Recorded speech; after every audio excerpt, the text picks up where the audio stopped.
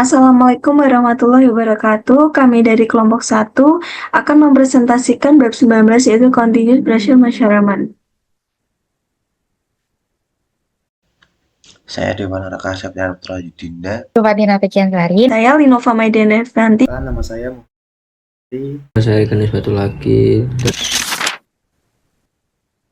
Daftar isi pada bab 19 ada 19.1 yaitu manometers, 19.2 ada mechanical pressure elements atau elemen tekanan mekanis, kemudian ada 19.3 yaitu electrical pressure elements atau elemen tekanan listrik, kemudian ada 19.4 yaitu force balance pressure transmitter atau pemancar tekanan keseimbangan gaya. Kemudian ada 19.5 yaitu differential pressure transmitter atau pemancar tekanan diferensial. Ada 19.6 yaitu pressure sensor aksesoris atau aksesoris sensor tekanan. Kemudian ada 19.7 yaitu process or instrument suitability atau kesesuaian instrumen proses. Saya Linova Maidena Rivianti, absen 3.32.22.111 akan menyampaikan bab 19 yaitu pengukuran tekanan kontinu. Tekanan adalah variabel utama untuk berbagai pengukuran proses. Jenis pengukuran pada tekanan dibagi menjadi 4, yaitu yang pertama ada aliran, adalah mengukur tekanan yang turun melintasi pembatasan. Kemudian ada level cairan, yaitu mengukur tekanan yang diciptakan oleh kolom cairan vertikal. Kemudian ada densitas cairan, yaitu mengukur perbedaan tekanan di kolom cairan dengan tinggi tetap. Kemudian ada berat, yaitu sel beban hidraulik. Jadi dalam kasus ruang berisi cairan di mana tekanan cairan dan suhu cairan berhubungan secara langsung, tekanan dapat disimpulkan salah satu parameter penting yang perlu diukur dengan akurat untuk berbagai tujuan, termasuk untuk menentukan suhu secara tidak langsung. Pada 19.1 adalah manometers. Manometer adalah perangkat yang sangat sederhana yang digunakan untuk mengukur tekanan tabung berisi cairan di mana tekanan gas yang diterapkan menyebabkan ketinggian fluida bergeser secara proporsional. Ini sebabnya tekanan sering diukur dalam satuan tinggi cairan.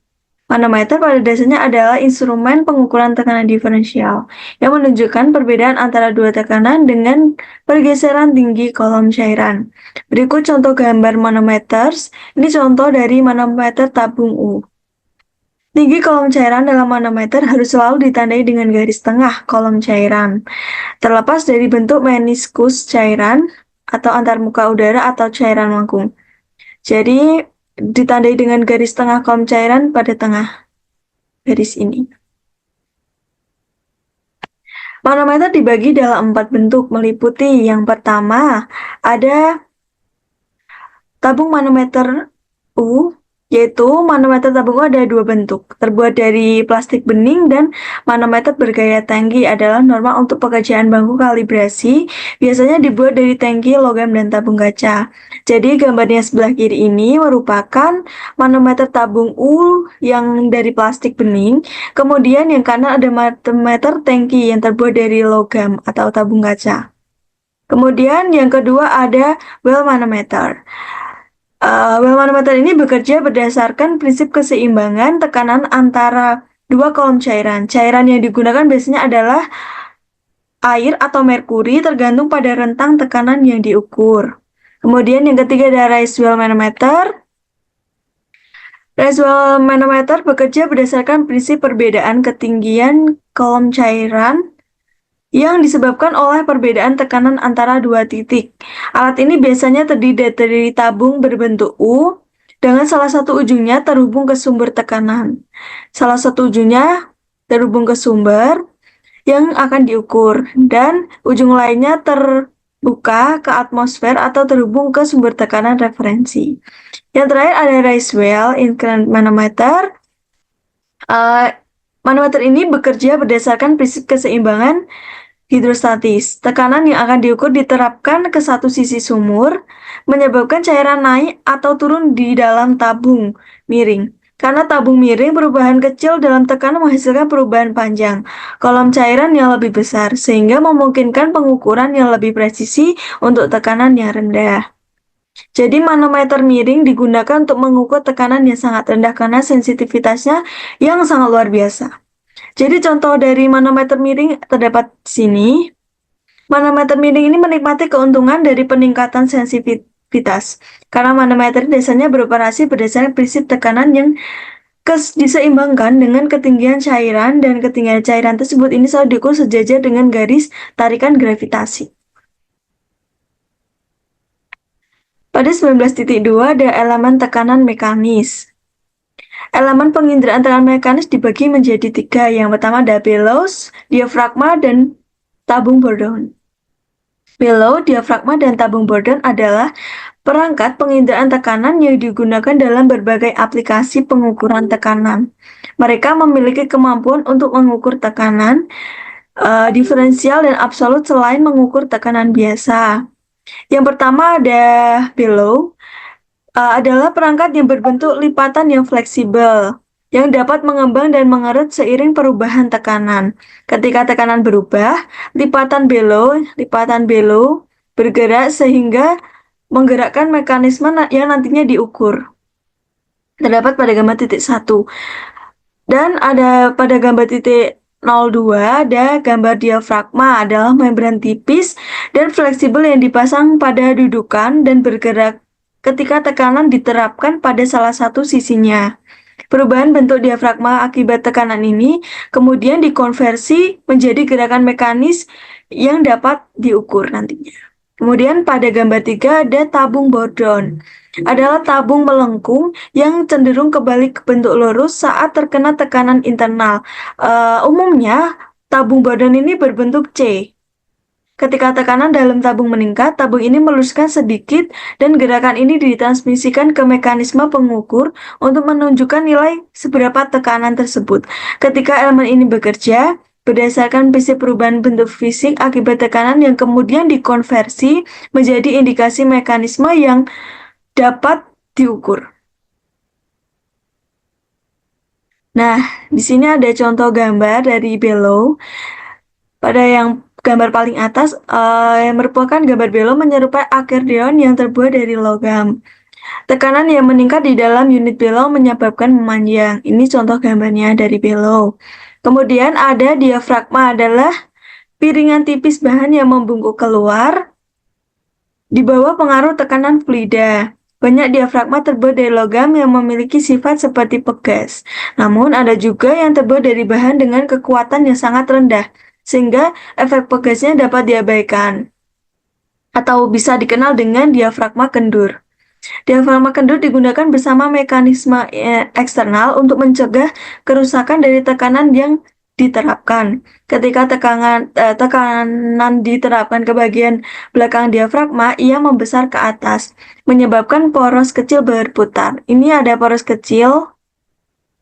Gerakan ini kemudian ditransfer ke tuas yang menarik rantai tautan kecil yang melilit poros penunjuk, sehingga menggerakkan jarum penunjuk di sekitar skala pengukur. Pada mekanisme ini, jarum dan skala telah dihapus untuk memudahkan melihat diafragma dan mekanismenya. Kemudian ada tabung Bourdon, terbuat dari paduan logam seperti pegas yang ditekuk menjadi melingkar. Di bawah pengaruh tekanan internal, tabung Bourdon mencoba untuk meluruskan ke bentuk aslinya sebelum ditekuk pada saat pembuatan. Sebagian besar pengukur tekanan menggunakan tabung Bourdon sebagai elemen penginderaan tekanan mereka. Sebagian besar pemancar tekanan menggunakan diafragma sebagai elemen penginderaan tekanan mereka. Tabung Bourdon dapat dibuat dalam bentuk spiral atau helix. Jadi ini bentuknya spiral atau memutar yang lebih besar, dan karena itu resolusi pengukuran yang lebih besar. Kemudian ada 19.3. Sini ada elemen tekanan listrik. Teknologi konversi tekanan fluida menjadi respons sinyal listrik adalah dasar dari pemancar tekanan elektronik. Pemancar ini mengukur tekanan fluida dan mengirimkan informasi melalui sinyal listrik. Ada dua jenis sinyal yang digunakan. Yang pertama ada sinyal analog, kemudian ada sinyal digital. Sinyal digital ini sering menggunakan standar sekitar 4-20 mA. Sementara sinyal digital bisa berupa protokol HERT atau Foundation File Bus. Kemudian pada 19.3 ini terdapat sensor piezoresistif atau pengukur regangan. Sensor ini berarti resistensi sensitif tekanan, atau resistensi yang menggunakan nilai dengan tekanan yang diberikan. Pengukur regangan adalah contoh klasik dari elemen piezoresistif, elemen pengukur regangan khas. Ini ada gambar contoh dari sensor piezoresistif. Sangat kecil bentuknya. Pengukur regangan digunakan untuk mengukur deformasi spesimen uji ketika diberi gaya. Alat ini direkatkan ke spesimen yang lebih besar dan mengukur perubahan resistansi akibat deformasi tersebut. Ketika spesimen diregangkan, hambatan listrik pengukur regangan meningkat karena panjangnya bertambah dan luas penampangnya berkurang. Sebaliknya, deformasi tekanan mengurangi hambatan listrik dengan memperpendeknya dan meningkatkannya luas pada penampang. Pada diafragma, perubahan bentuk akibat tekanan menyebabkan perubahan resistansi pada pengukur regangan. Mengukur perubahan ini memungkinkan kita menentukan tekanan yang diterapkan. Pengukur regangan klasik biasanya terbuat dari logam yang memiliki karakteristik elastis, yang baik tetapi rentan terhadap kelelahan dan deformasi permanen. Pengukur regangan modern menggunakan silikon yang menawarkan karakteristik elastis yang sangat linear dan lebih tahan terhadap kelelahan. Silikon juga memberikan indikasi yang sangat jelas saat gagal, yang memastikan sensor diganti setelah tekanan berlebih.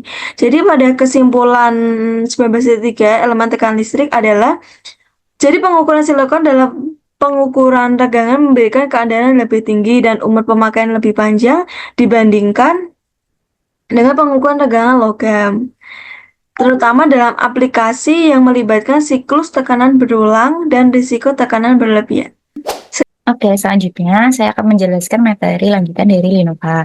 Nah, sebagian besar kan instrumen itu tekanan berbasis sebagian besar instrumen yang tekanannya berbasis piezoresistif modern tuh gunain elemen pengukur regangan silikon untuk merasakan deformasi diafragma karena tekanan fluida yang diterapkan. Nah, ini merupakan ilustrasi sederhana tekanan diafragma pengukur tegangan di sini nih. Nah, saat diafragmanya tuh membungkuk keluar, saat diafragmanya keluar, dengan tekanan fluida yang diterapkan, pengukur tegangan berubah bentuk dan menyebabkan ketahanannya juga ikut berubah. Perubahan resistansi ini menyeimbangkan rangkaian jembatan, menyebabkan tegangan V out ini sebanding dengan jumlah tekanan yang diberikan. Dengan demikian, pengukur tegangan bekerja untuk membuat tekanan yang diberikan menjadi sinyal tegangan terukur yang dapat diperkuat dan diubah menjadi sinyal arus loop 4 sampai 20 meter miliampere atau menjadi sinyal field bus.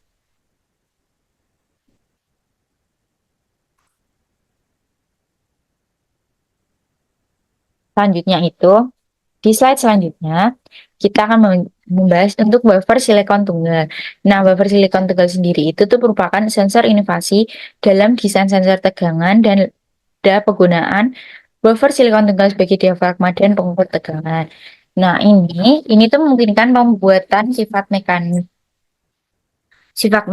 dari silikon yang sangat baik. Inilah yang seperti linearitas tinggi dan kelelahan rendah. Namun, silikon itu nggak cocok secara kimiawi dengan banyaknya cairan proses, sehingga tekanannya itu harus ditransfer melalui cairan pengisi non-reaktif seperti cairan berbasis silikon atau berbasis fluorokarbon. Diafragma isolasi logam ini membantu transfer tegangan fluida ke cairan yang di pengisi yang kemudian meneruskannya ke wafer silikon. Berbeda dengan diafragma silikon yang kaku, diafragma isolasi itu didesainnya itu fleksibel untuk mentransfer tegangan yang mulus, bukan untuk bertindak sebagai elemen pegas. Penggunaan cairan pengisi ini umum pada desain pemancar tekanan modern, bahkan yang tidak menggunakan teknologi piezoresistif. Ini di sini itu tuh contoh instrumen tekanan yang menggunakan elemen pengukur regangan silikon adalah pemancar tekanan diferensial IDP10 model Boxboro ini ya, teman-teman. Terus selanjutnya yaitu sensor kapasitas diferensial. Di sensor kapasitas diferensial ini itu adalah desain sensor tekanan listrik yang bekerja menggunakan berdasarkan prinsip kapasitansi. Dalam sensor ini diafragma logamnya ini tuh terletak di antara dua permukaan logam stasioner membentuk sepasang kapasitansi komplementer. Di sini ada cairan Komponen utamanya dari ini tuh ada diafragma isolasi. Nah, diafragma isolasi ini ya, untuk tuh mentransfer tekanan proses ke diafragma penginderaan melalui cairan pengusung. Kemudian cairan pengisi silikonnya ini akan berfungsi sebagai diafragma penginderaan dan mastiin media permeabilitas konstan untuk fungsi kapasitas diferensial. Untuk diafragma penginderaan sendiri itu mengukur tekanan diferensial dan menjadikannya kapasitasnya proporsional.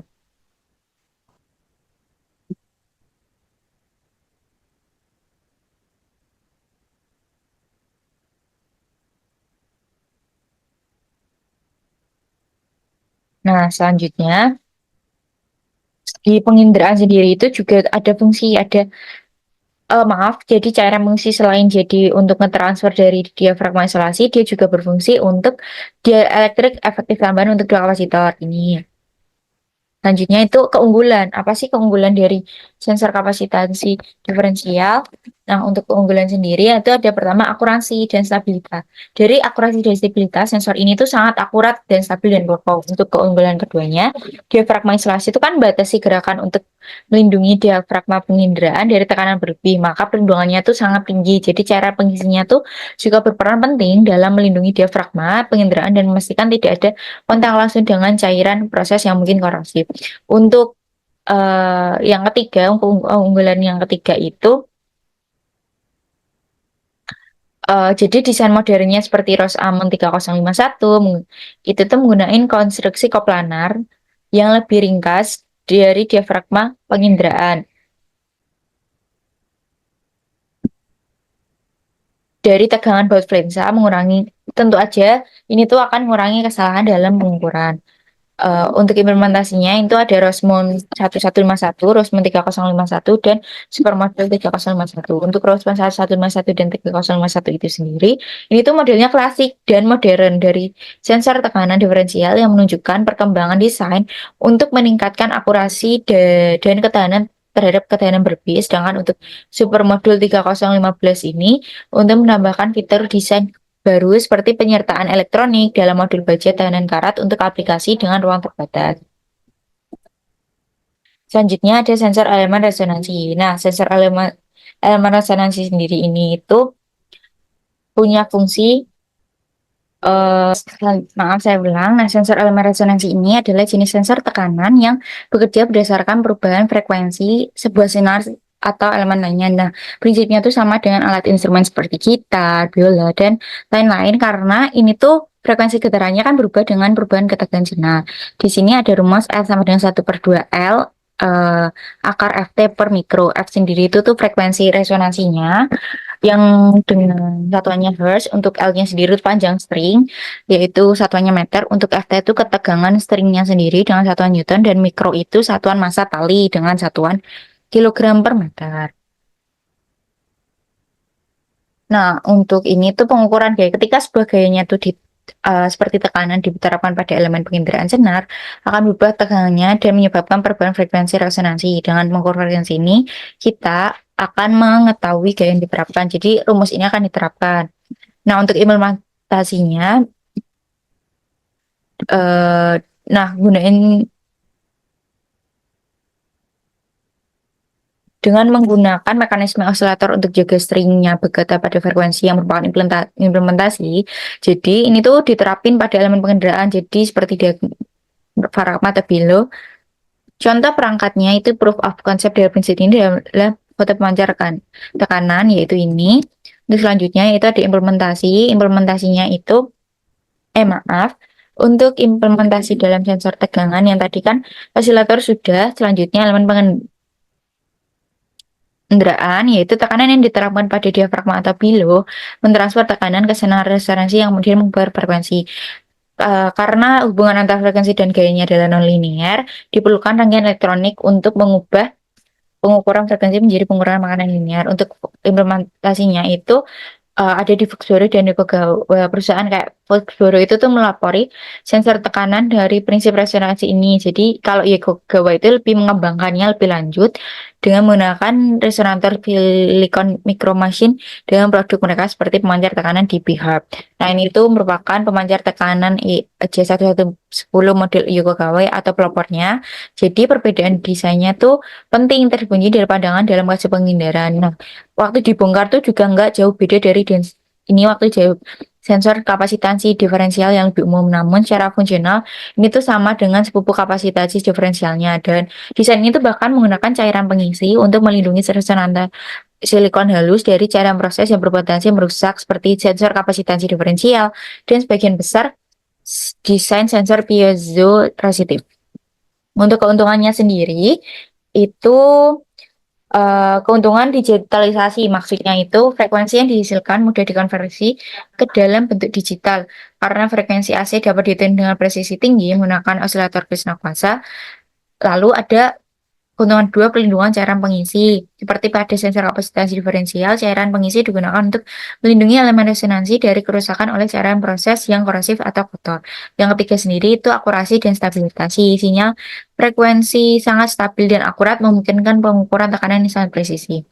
Nah, yang selanjutnya itu ada adaptasi mekanis. Di adaptasi mekanis ini, sebagian besar sensor tekanan elektronik itu menggunakan gerakan diafragma kecil diubah menjadi sinyal listrik pakai teknik penginderaan gerak sensitif seperti sensor penggugur regangan dan sel kapasitif diferensial. Nah, tekniknya itu digunakan uh, teknik penginderaan ini tuh menggunakan perangkat lebih sederhana seperti ini, potensiometer. Oleh karena itu, karena dari ini tuh menghasilin respon linier, diafragma tuh harus rancang agar perenggangannya minimal dalam rentang operasi yang mengenal dan memerlukan teknik deteksi gerakan yang sangat sensitif. Namun karena lebih sederhana dan murah, tapi itu rentan terhadap ketidakakuratan karena karakteristik non-linearnya kan terhadap kemungkinan kesalahan histeresis dan deadband. Instrumen tekanan ini tuh sering ditemuin dalam mengukur pembacaan langsung dengan kemampuan transmisi elektronik di mana perangkat penginderaan gerak diintegrasikan untuk menghasilkan pemancaran tekanan. Untuk selanjutnya, pemancar tekanan keseimbangan. Teknologi warisan itu kan penting ya untuk semua jenis pengukuran yang berkelanjutan, yaitu shift self balancing. Sistem keseimbangan ini itu terus menyeimbangkan kuantitas yang didapat disesuaikan dengan kuantitas yang dirasakan. Nah, kuantitas yang didapat disesuaikan dengan indikasi kuantitas yang dirasakan setelah keseimbangan tercapai. Sistem timbangan manual yang umum adalah sistem timbangan yang digunakan dalam laboratorium untuk menggunakan massa. Nah, di sini tuh ada massa yang tidak diketahui. Massa yang tidak diketahui ini tuh kuantitas yang dapat dirasakan. Jangan massa yang diketahui. Ini massa yang tidak diketahui. Ini tuh kuantitas yang dirasakan, sedangkan massa yang diketahui kuantitas yang dapat disesuaikan. Dalam kasus instrumentasi tekanan mudah diubah menjadi gaya dengan bekerja sama pada area permukaan elemen penginderaan seperti diafragma dan below. Gaya penyeimbang ini dapat dihasilkan untuk secara tepat membatalkan gaya tekanan proses, membuat instrumentasi tekanan keseimbangan gaya seperti skala timbangan laboratorium instrumen tekanan industri dengan dua berdasarkan penyimbangan kualitas yang dirasakan dengan kualitas yang dapat disesuaikan dengan cara linear yang merupakan keuntungan luar biasa untuk tujuan pengukuran. Sekian, selanjutnya.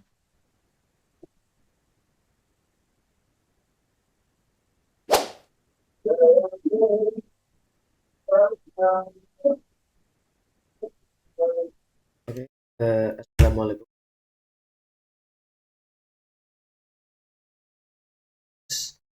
Dengan NIM 33212. Di sini saya akan menjelaskan bab 19.4 yaitu tentang pemancar gaya dan bab 19.5 tentang tekanan potensi. Nah, sekarang saya akan menjelaskan sedikit mengenai dengan bab pemancar tekanan gaya. Nah, transmitter tekanan pengimbang gaya atau yang disebut force balance itu konsepnya itu bekerja dengan menyeimbangkan potensial atau tekanan udara yang berubah yang terdeteksi dengan tekanan udara yang sudah disesuaikan atau yang dapat disesuaikan. Nah, yang kemudian jadi sinyal keluaran.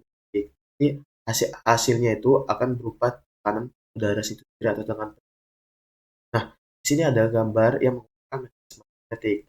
Untuk mekanisme sendiri itu ada pneumatik dan mekanisme elektronik. Nah, untuk mekanisme pneumatik itu ada beberapa komponen. Pertama yaitu kapsul diafragma, ada batang gaya, relay pneumatik, below, dan keseimbangan. Nah, kapsul diafragma itu sendiri itu fungsinya untuk mendeteksi tekanan diferensial dan mengirim gaya ke gaya. Nah, batang gaya itu sendiri mempunyai fungsi yaitu jika bergerak karena gaya yang diterima, maka mekanisme baffle dan nozzle itu akan mendeteksi pergeseran. Jadi untuk mekanisme pneumatik, untuk sensor atau pendeteksinya yaitu berupa baffle dan nozzle. Dan kemudian ada relay pneumatik. Relay pneumatik itu sendiri fungsinya untuk mengirim udara yang berbeda ke unit below. Sedangkan fungsi below itu untuk menekan batang rentang yang berputar untuk mengembang gerakan batang gaya.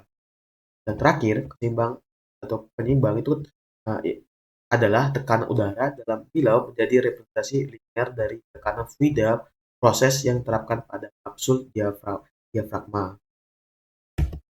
Nah, ini gambaran untuk menggunakan mekanisme elektronik. Nah,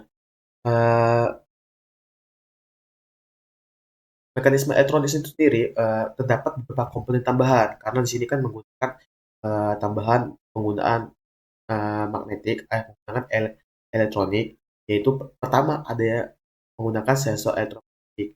Nah, kemudian ada amplifier elektronik, ada coil gaya dan keseimbangan. Sensor elektromagnetik sendiri itu fungsinya untuk mendeteksi geseran batang gaya. Nah, bedanya kalau di tekanan pneumatik itu tadi menggunakan baffle dan nozzle, sedangkan di sistem mekanisme elektronik itu menggunakan sensor elektromagnetik. Kemudian ada amplifier elektronik, yaitu fungsinya untuk mengirim arus listrik yang berbeda ke coil gaya. Nah, untuk di pneumatik sendiri itu tadi menggunakan yang namanya relay pneumatik, yaitu untuk mengirim tekanan udara yang berbeda ke unit below. Dan di mekanisme elektronik itu ada yang namanya coil gaya. Nah, coil gaya itu sendiri menggunakan batang rantang yang berputar untuk mengimbangi gerakan batang gaya. Nah, itu di mekanisme pneumatik itu ada yang namanya below. Nah, dan terakhir ada keseimbangan, hampir sama fungsinya kayak keseimbangan yang ada di pneumatik. Nah, di sini pada elektromagnetik di sistem elektronik itu arus listrik dalam coil gaya menjadi repetisi linear dari tekanan fluida proses yang diterapkan pada kapsul diafragma. Nah, penggunaan mekanisme elektronik itu memiliki kelebihan. Yang pertama, adanya linearitas. Nah, linearitas itu sendiri yaitu meminimalkan gerakan elemen sensor. Jadi, sensor tidak perlu banyak tidak perlu banyak mendeteksi pergerakan, tapi hanya sekali bisa hanya sekali mendeteksi. Jadi, lebih meminimalisir adanya gerakan elemen sensor. Kemudian, ketahanan terhadap kelelahan logam. Nah, maksud di sini yaitu tidak terpengaruh oleh perubahan gas atau dari sifat pegas itu sendiri. Dan terakhir, kemudian ada kekurangan. Kekurangan itu sendiri yang pertama ukuran besar. Nah, maksudnya di sini yaitu mekanisme besar karena menggunakan komponen tambahan yang berupa tadi ada yang namanya sensor dan komponen elektronik lainnya. Kemudian sensitivitas terhadap getaran. Nah, karena di sini menggunakan sensor, maka sensitivitas dari komponen dari sistem ini maka akan lebih sensitif. Kenapa? Karena sensor rata-rata kerja sensor itu lebih sensitif atau lebih cepat mendeteksi sesuatu dan lebih cepat untuk mendeteksi yang disebut dengan noise atau sinyal bising. Nah, kemudian ada komposisi gaya. Nah, karena tadi sistem mekanisme elektronik itu menggunakan listrik, maka konsumsi daya juga kan membutuhkan daya listrik yang tinggi. Jadi untuk mengaktifkan transmitter elektronik dan juga menyulitkan penerapan keselamatan listrik. Nah, di sini ada konstruksi dari karakteristik pemancar DP, pemancar diferensial. Nah, selanjutnya ini mengenai dengan transmitter tekanan diferensial atau pemancar DP. Nah, di sini ada dua bersama seperti tadi tekanan eh, bab 19.4. Nah, di sini menggunakan sistem mekanisme pneumatik dan sistem elektronik. Nah, eh, dari dua komponen tersebut itu ada beberapa perbedaan. Pertama, pneumatik itu cara kerjanya atau sistem kerjanya itu eh, outputnya itu sinyal udara keluar dan inputnya itu masukan udara. Jadi hampir sama dengan mekanisme pneumatik yang saya jelaskan tadi, itu hanya menggunakan dari udara itu sendiri atau dideteksi oleh udara udara itu sendiri. Nah, sedangkan elektronik itu menggunakan sistem adanya sensor elektromagnetik. Di sini itu menggunakan listrik yang di sini berupa kabel. Nah, untuk model transmitter tekanan diferensial itu sendiri itu ada dua model. Nah, di sebelah kiri ada model Resmond 111 dan sebelah kanan itu ada Resmond yang 3051.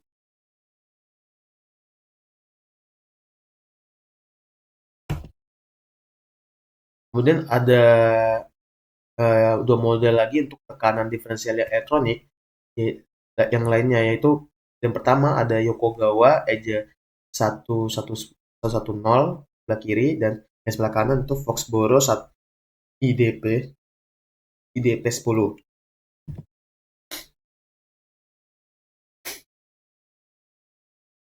Nah, transmitter tekanan diferensial pada umumnya digunakan oleh pemancar DP modern atau yang disebut dengan diafragma. Nah,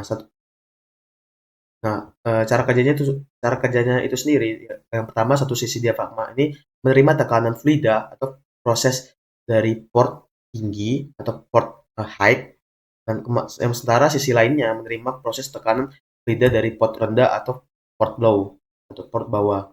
Nah, perbedaan tekanan antara kedua port menyebabkan nanti diafragma untuk menentukan dari posisi istirahat normalnya atau posisi normalnya yang berada di tengah.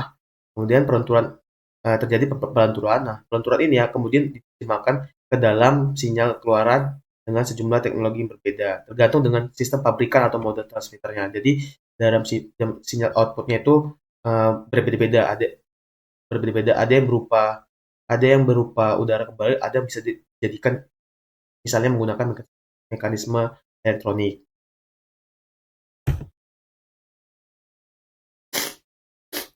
Nah, konsep konsep tekanan diferensial itu sendiri itu sama dengan konsep kalau di elektronik itu ada namanya op amp. Nah, cara kerjanya sama dengan sistem pembalik atau label nanti yang namanya non inverting yang tertekan pada masukan op amp.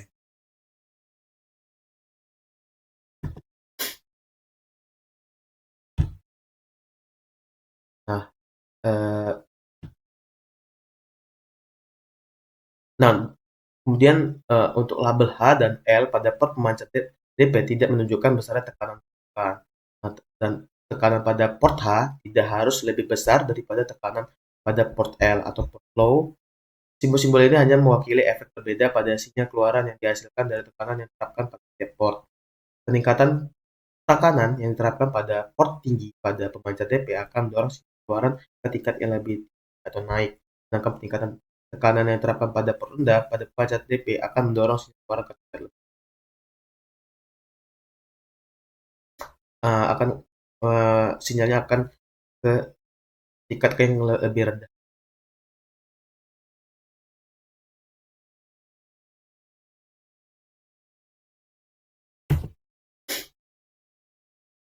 Nah, di sini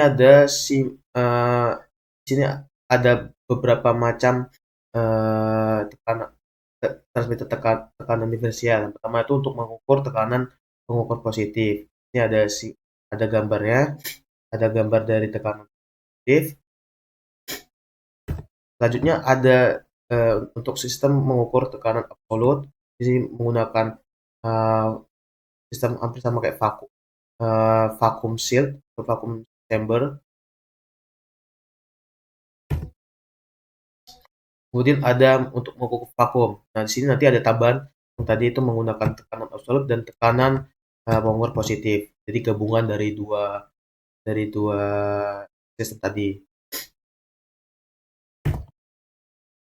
Nah, untuk pengaplikasian transmitter tekanan diferensial itu yang pertama untuk mengukur perbedaan tekanan. Jadi untuk mengukur adanya tekanan diferensial yang terjadi pada filter. Kalau di sini contohnya itu seperti kayak membuat filter air. Kemudian fungsi aplikasi dari transmitter tekanan diferensial selanjutnya yaitu mengukur tekanan positif atau untuk maksud di sini yaitu satu port proses, satu port terbuka ke atmosfer. Kemudian aplikasi selanjutnya itu mengukur tekanan absolut, maksud di sini yaitu satu port terhubung ke proses, satu port terhubung ke vakuum. Dan mengukur vakuum sini contohnya yaitu satu port terhubung ke proses vakuum, satu port terbuka ke atmosfer. Jadi adanya daya tarik prinsipnya sama kayak vakuum biasa. Jadi satu menarik, dari tekanan yang didapatkan itu dari atmosfer. Oke, itu saja yang bisa saya sampaikan.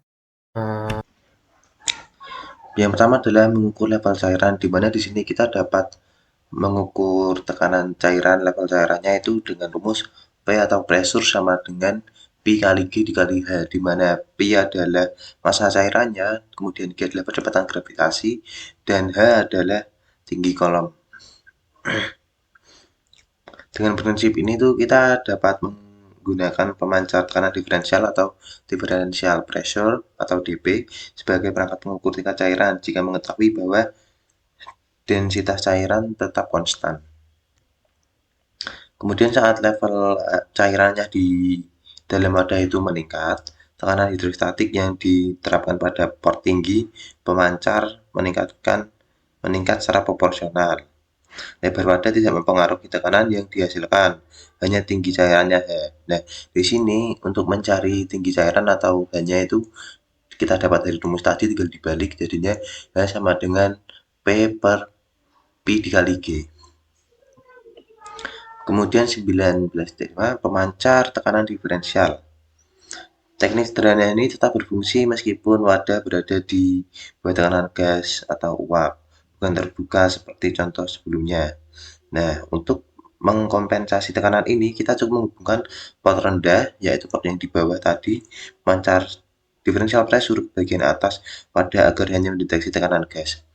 Nah, di gambar sini tuh dihubungkan ya, yang di isolation valve bawah itu masuk ke level sinyal, kemudian tuh dihubungkan ke isolation valve yang atas.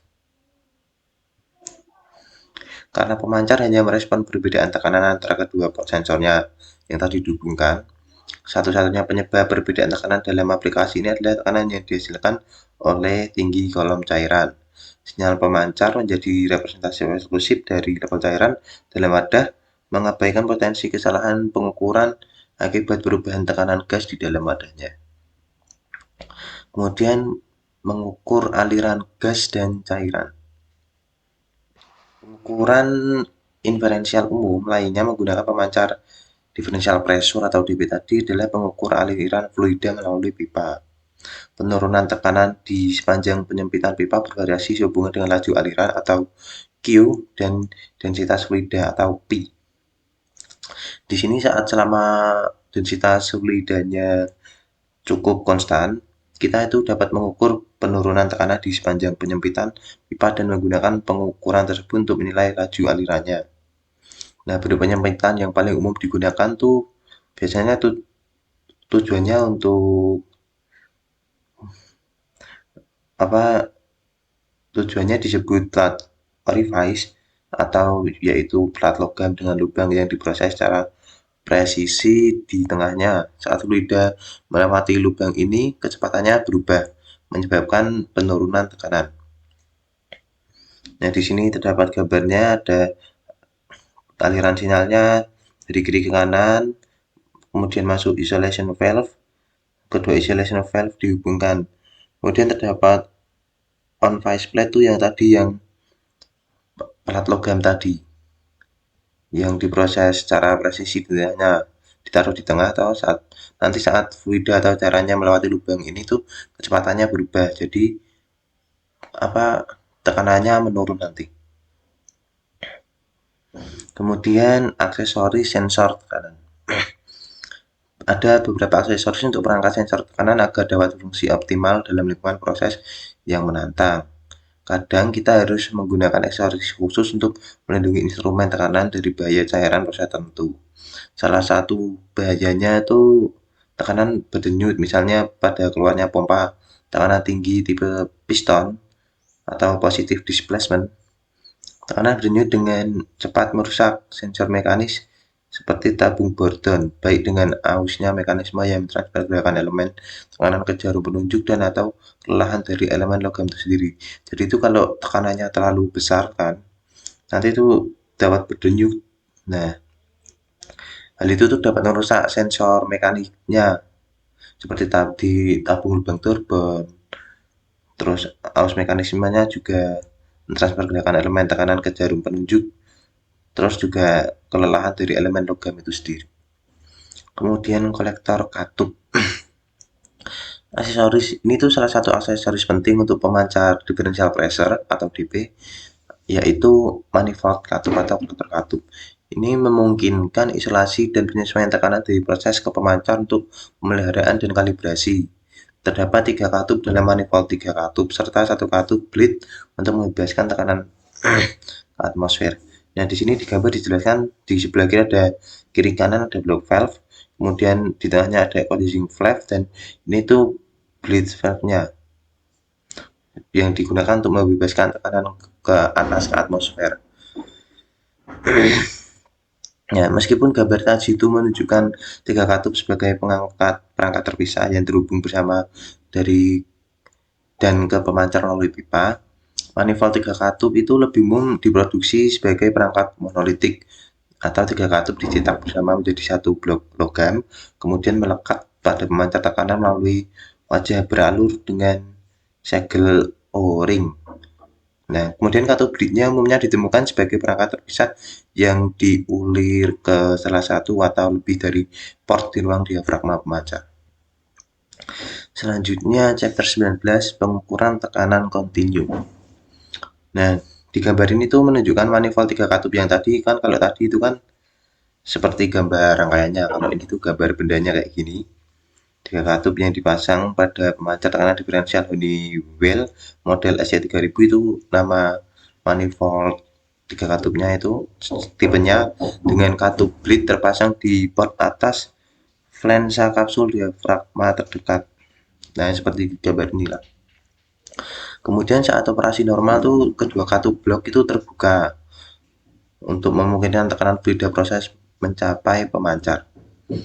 Katup penyamaan tetap tertutup rapat untuk mencegah aliran fluida antara sisi tekanan tinggi dan rendah.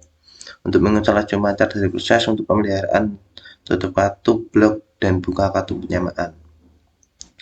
Langkah terbaiknya itu menutup katup blok yang tekanan tinggi duluan, terus buka katup penyamaannya dibuka bareng, terus tutup katup blok tekanan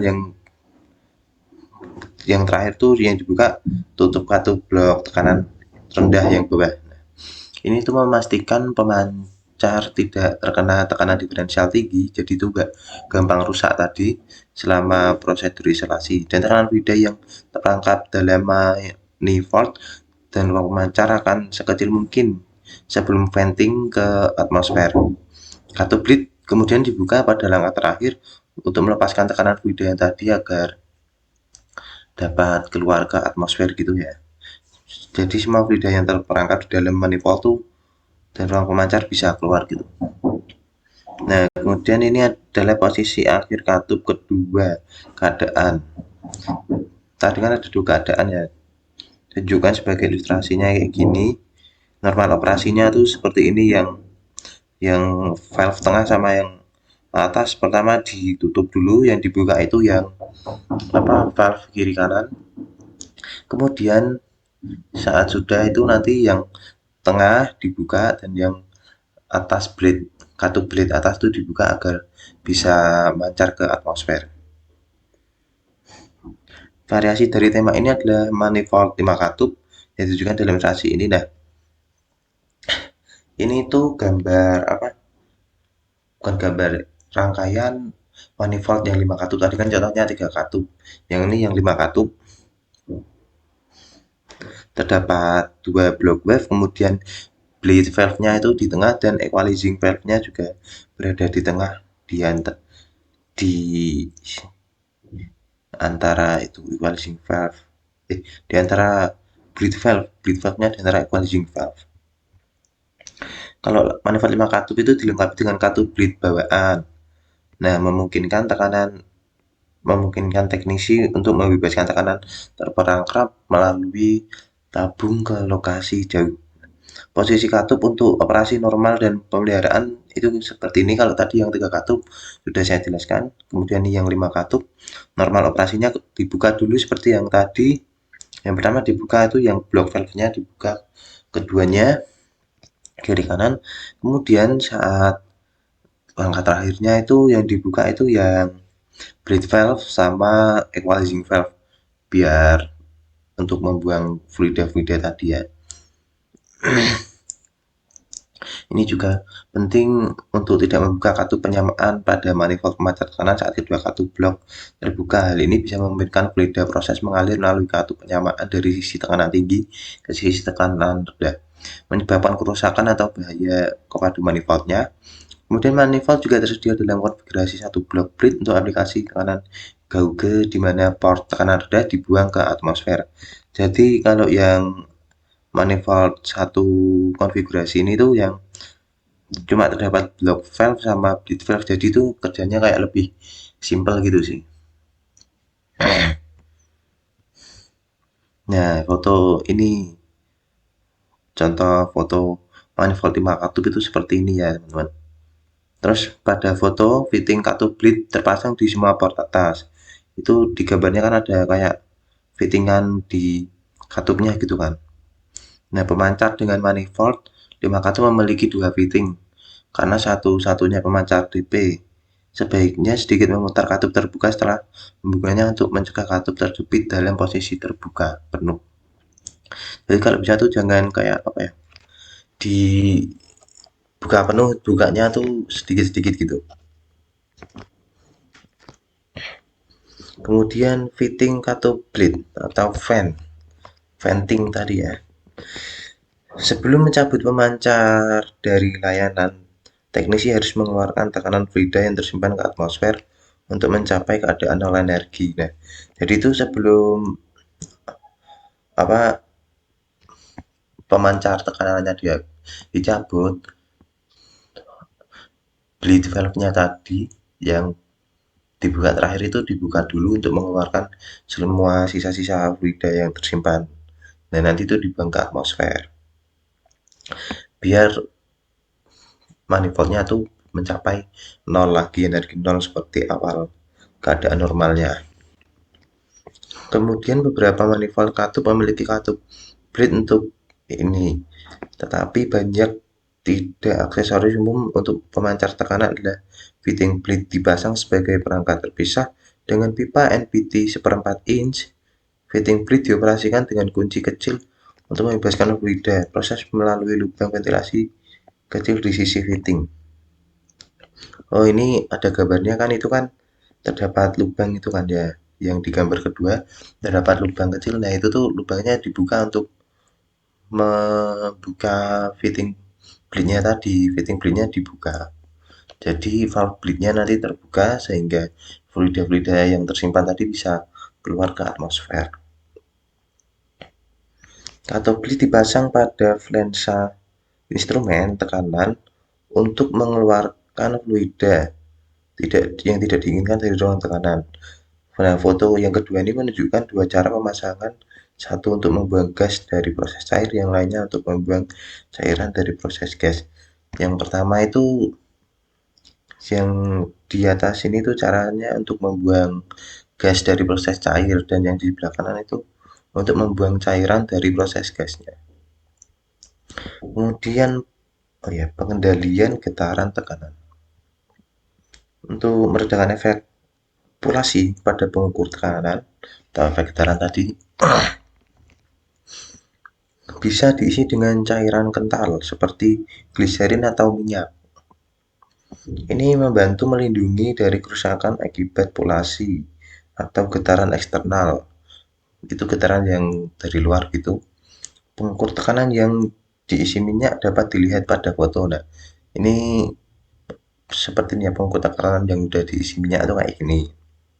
Kemudian metode canggih untuk meredam polasi pada instrumen tekanan disebut saber yang terdiri dari pembatasan fluida antara sensor tekanan dan proses. Salah satu contoh sederhana adalah katup jarum yang ditempatkan dalam posisi tengah terbuka. Oh ini gambarnya saber gitu, ada pipa kemudian tengahnya dikasih needle valve sama pressure gauge. Itu apa ya? Katup jarum timbal teman-teman. Oh ini pada instrumen itu disebut snubber ya maaf.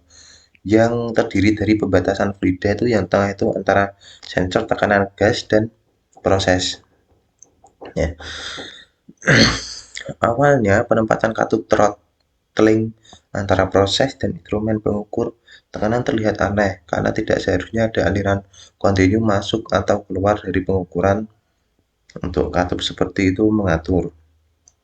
Namun tekanan yang berdenyut itu menyebabkan aliran masuk dan keluar dari instrumen, sehingga katup jarum yang di tengah itu menyediakan pembatasan untuk aliran ini.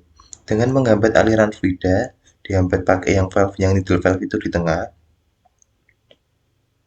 instrumen dicegah dari melihat puncak tekanan yang tinggi dan rendah yang berdenyut, sehingga mencatat tekanan yang lebih stabil dari waktu-waktu. Analoginya saat sirkuit filter low passnya RC dalam elektronika kayak gitu ya, kayak filter low pass gitu loh. Nah ini kayak gambarnya kan di sini ada filter low pass. Nah itu tuh sama kayak yang prinsip kerjanya tadi, snubber ya. Nah, masalah potensial dengan katup jarum adalah lubang kecil di dalam dapat tersumbat oleh kotoran dari fluida proses. Solusinya adalah mengisi mekanisme sensor tekanan dengan transduksi dan mentransfer tekanan menggunakan diafragma. Nah, itu tadi kan yang jarumnya itu kan dimasukin ke lubang kecil gitulah. Lubang kecilnya biasanya itu gampang tersumbat oleh kotoran-kotoran yang dibawa oleh fluida, maka dari itu fluidanya itu harus dibersihin kayak diisi cairan gitu kan. Kemudian mentransfer tekanan menggunakan diafragma itu agar kayak kotorannya keluar gitu loh, dipaksa keluar oleh tekanan yang berasal dari diafragmanya begitu. Nah, untuk lebih efektifnya cara pengisi dan diafragma isolasi tidak boleh mengandung gelembung gas. Keberadaan gelembung gas membuat cairan pengisi bisa dikompresi mengakibatkan diafragma isolasi bergerak lebih dari yang diperlukan. Ini dapat menyebabkan kesalahan pengukuran tekanan. Oleh karena itu, sistem diafragma isolasi biasanya diisi dengan cairan pengisi saat diproduksi dan disegel untuk mencegah kebocoran. Nah, cairan yang digunakan untuk membersihkan ini ya diisi ke lubang kecil tadi yang digunakan untuk membersihkan kotoran. Di lubangnya itu enggak boleh cairan yang mengandung gas.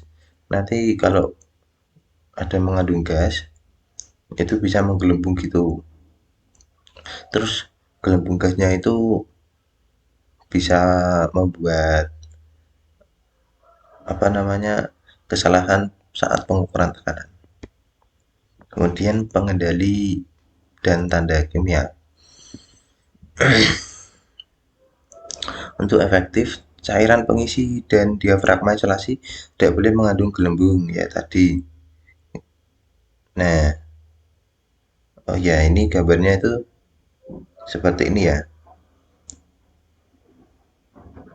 Yang mengisi sistem diafragma isolasi biasa diisi dengan cairan pengisi saat diproduksi dan disegel untuk mencegah kebocoran.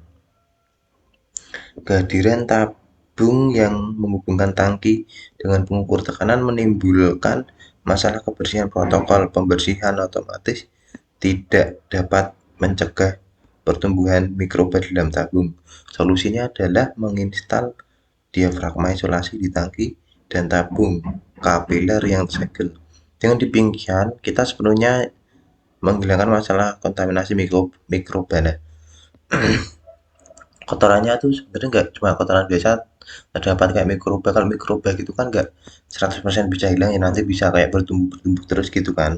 Nah, untuk mencegah pertumbuhannya itu kita dapat menginstal diafragma isolasi di tangki dan tabung kapiler yang tersegel. Jadi nanti sepenuhnya itu dapat menghilangkan masalah kontaminasi dari mikrobanya. Seperti gambarnya ini ya. Nah, itu di situ dapat isolasi diagram dan juga capillary tubing.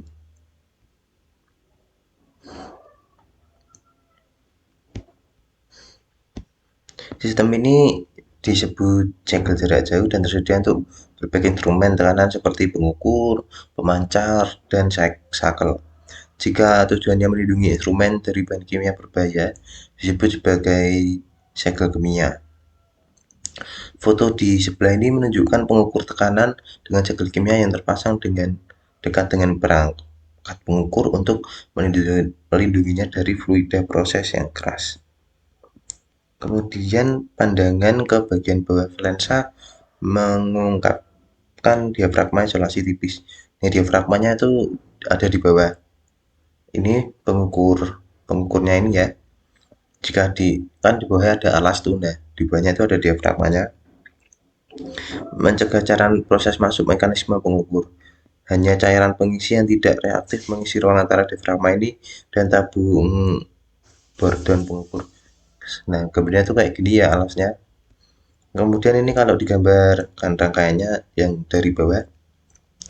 Ilustrasi berikut menunjukkan bagaimana cara cairan pengisi pentransfer tekanan cairan proses ke elemen tabung Bourdon pengukur sambil mengisolasi tabung tersebut dari cairan proses yang terdapat di dalam pipa. Gambarnya seperti ini. Nah, ini ada proses fluidnya nanti masuk ke isolating diagram. Nah, terus nanti terdapat fill fluid. Nah, itu nanti yang dihilangkan itu ya, fill fluidnya dihilangkan oleh proses fluidnya, nanti masuk, kemudian masuk ke tabung Bourdonnya juga melalui isolating diagram tadi ya. Diagram. Perbedaan satu-satunya antara pengukur segel kimia ini dan pengukur segel jarak jauh adalah tabung kapiler berdiameter kecil yang digunakan untuk menghubungkan pengukur dengan diafragma jarak jauh. Ilustrasi yang menunjukkan bagian dalam sistem segel jarak jauh terlampir di sini. Nah, ini kalau yang tadi itu kan pengukur segel kimia, yang ini pengukur segel jarak jauh atau diafragma segel jarak jauh. Ini gambarnya beda ya teman-teman. Di sini perbedaannya tuh di tabung kapilernya diameternya itu lebih kecil yang pengukur diafragma jarak jauh gitu tadi. Tapi prosesnya ya sama, dari proses fluid nanti ke remote isolating diagram atau diafragma jarak jauh tadi. Kemudian nanti melewati capillary tube dan mengisi fluidnya, fill fluidnya, sehingga nanti pointernya itu bergerak dan terakhir itu masuk ke tabung Bourdonnya. Perkenalkan, nama saya Rikanis Batu lagi. Yang pertama, continuous pressure measurement, itu pengukuran pembacaan langsung, bukan satu-satunya jenis instrumen tekanan yang memanfaatkan segel jarak jauh. Saklar tekanan dan pemancar tekanan juga dapat menggunakan segel jarak jauh untuk alasan yang sama: pelindungan sensor pancar dari cairan proses yang keras, penghapus masalah penyumbatan tabung impuls, dan atau penjagaan panjang tabung buntu. Foto di bawah adalah contoh gambarnya. Selanjutnya pressure sensor aksesoris. Foto pertama di bawah ini menunjukkan pemancar tekanan elektronik model Resusman 1151 dilengkapi dengan difragma penyelenggara jarak jauh. Foto yang kedua itu tampilan close up difragma penyelenggara menunjukkan desain bergelombangnya memungkinkan logam untuk mudah melanturkan dan mentransfer tekanan ke cairan pengisi di dalam tabung kapiler 19. Tampilan close-up difragma penyelenggaraan menunjukkan desain bergelombangnya memungkinkan logam untuk mudah melanturkan dan transfer tekanan ke cairan. Selanjutnya, continuous pressure measurement, yaitu titik sambungan antara tabung kapiler dan kapsul sensor pemancar diberi label dengan peringatan untuk tidak pernah membongkar karena hal itu akan memungkinkan udara masuk ke sistem yang terisi atau mengisi volt untuk melarikan diri dari sistem. Dan dengan demikian merusak akurasinya. Berikut di bawah adalah foto selanjutnya. Selanjutnya pressure sensor aksesoris. Masalah potensial dengan menggunakan difragma jarak jauh adalah tekanan hidrostatik yang dihasilkan oleh cairan sakit jika instrumen tekanan terletak jauh vertikal dari titik koneksi proses. Misalnya pengukur tekanan yang terletak jauh di bawah kapal yang terhubung dengan akan mencatat yang lebih besar tekanan dari apa yang sebenarnya ada di dalam kapal. Karena tekanan kapal menambah hidrostatik tekanan yang disebabkan oleh cairan dalam tabung.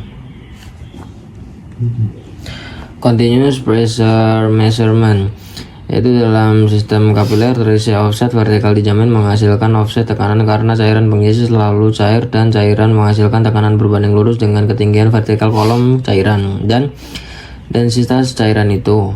Masalah serupa yang unik untuk instrumen tekanan pengisian terisolasi adalah kesalahan pengukuran yang disebabkan oleh suhu ekstrim. Misalkan tabung kapiler berisi cairan dari instrumen tekanan segel jarak jauh terletak terlalu dekat dengan pipa uap panas, tungku atau sumber suhu tinggi lainnya. Ekspansi cairan pengisi dapat menyebabkan difragma isolasi meluas ke titik di mana ia mulai tegang dan menambahkan tekanan ke cairan pengisi di atas dan di luar cairan proses.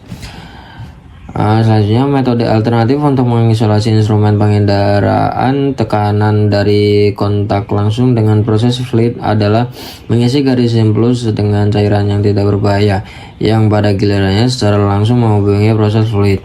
Mengisi tabung impuls dengan cairan statis bekerja ketika gravitasi mampu menjaga cairan pengisi tetap di tempatnya. Seperti dalam contoh pemancar tekanan yang terhubung ke pipa air oleh saluran impuls yang glycerin. Metode lain untuk mengisolasi instrumen tekanan dari kontak langsung dengan fluid proses, terutama ketika saluran impuls rentan terhadap penyumbatan, adalah membersihkan saluran dengan aliran fluid bersih yang terus-menerus. Pertimbangan contoh ini, di mana tekanan diukur di bagian bawah bejana sedimentasi. Selanjutnya adalah continuous pressure measurement. Aliran air bersih yang terus-menerus masuk melalui katup pembersih yang menjatuhkan tekanan dan mengalir melalui garis impuls, menjaganya tetap bersih dari sedimen sambil tetap mengimpkan instrumen tekanan merasa tekanan di bagian bawah kapal. Katup periksa melindungi dari aliran balik melalui saluran pembersih. Jika tekanan fluida proses melebihi tekanan pasukan pembersihan, katup pembersih harus cukup membatasi. Memungkinnya hanya cukup dari laju aliran terus-menerus melalui saluran impuls untuk tetap bebas dari puing-puing. Sistem yang dibersihkan sangat berguna, tetapi beberapa persyaratan diperlakukan untuk memastikan operasi yang andal. Yang pertama, pasokan cairan pembersih harus dapat diandalkan. Yang kedua, tekanan suplai cairan pembersih harus melebihi tekanan proses setiap saat. Selanjutnya, aliran fluida pembersih harus dijaga pada tingkat rendah. Selanjutnya, cairan pembersih tidak boleh beraksi negatif dengan proses. Cairan pembersih tidak boleh mencemari proses. Cairan pembersih harus masuk akal dalam biaya. Selanjutnya adalah jika garis impuls diisi dengan cairan, mungkin ada kemungkinan cairan itu membeku dalam kondisi cuaca dingin. Kemungkinan ini tergantung tentu saja pada jenis cairan yang mengisi garis impuls dan seberapa dingin cuaca di lokasi geografis itu. Salah satu perlindungan terhadap pembekuan saluran impuls adalah untuk melacak garis impuls dengan beberapa bentuk media pemanas aktif. Uap dan listrik menjadi yang paling umum. Stream tracking terdiri dari tabung tembaga yang membawa uap pertekanan darah dibundel bersama satu atau lebih tabung impuls tertutup jak isolasi termin. Foto berikut menunjukkan gambar perangkap uap. Berikut adalah gambarnya yang tertera di tengah itu. Perangkap uap tidak sempurna, rentan terhadap pembekuan dalam cuaca yang sangat dingin dan tetap terbuka membuang uap dengan melampiaskannya langsung ke atmosfer. Namun mereka umumnya perangkat yang dapat diandalkan, mampu menambahkan sejumlah besar panas ke tabung impuls untuk perlindungan terhadap pembekuan. Water traps and pictal shipments. Satu masalah dengan melakukan ini adalah suhu uap yang relatif tinggi pada tekanan umum di industri yang dapat menyebabkan kerusakan pada elemen penginderaan instrumen tekanan jika terhubung langsung. Solusi sederhana namun efektif untuk masalah ini adalah dengan sengaja menciptakan titik rendah di jalur impuls di mana uap kental air menumpuk dan bertindak sebagai penghalang cair untuk mencegah uap panas mencapai instrumen tekanan. Prinsipnya hampir sama dengan perangkap tukang ledeng yang digunakan di bawah wastafel, menciptakan segel cair untuk mencegah gas berbahaya memasuki rumah dari sistem saluran pembuangan. Sebuah loop, tabung atau pipa yang disebut sifon kuncir mencapai tujuan yang sama. Foto berikut menunjukkan sifon kuncir yang terhubung ke pengukur tekanan yang merasakan tekanan pada saluran uap.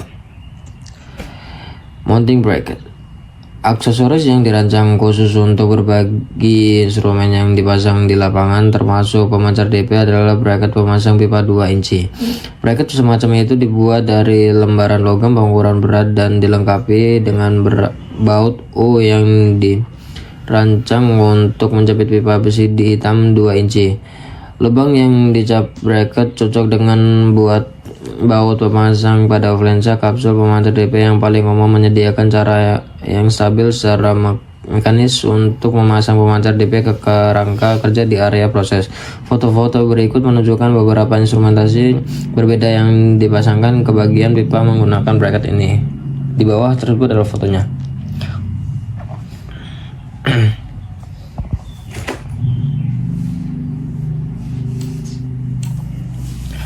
Kemudian ada head exclosures.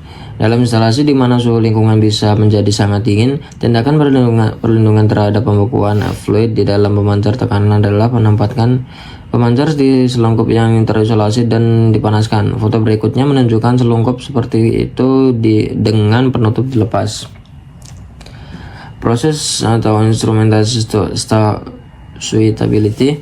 Pada tingkat fundamental, tekanan bersifat universal, terlepas dari cairan yang dimaksud, cairan atau gas, panas atau dingin, korosif atau lembab. Tekanan tidak lebih dari jumlah gaya yang diberikan oleh fluid itu pada satuan luas P sama dengan V per A. Seharusnya tidak mengherankan kemudian bahwa elemen penginderaan mekanis umum untuk mengukur tekanan, below diafragma, tabung, Brandon, dan lain-lain sama-sama berlaku untuk semua aplikasi pengukuran tekanan fluida.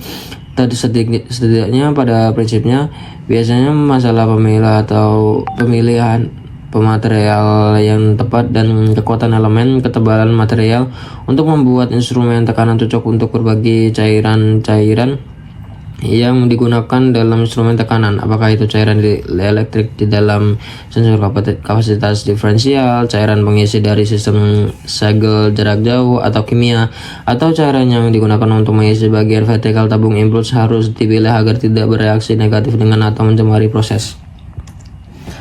Continuous pressure measurement.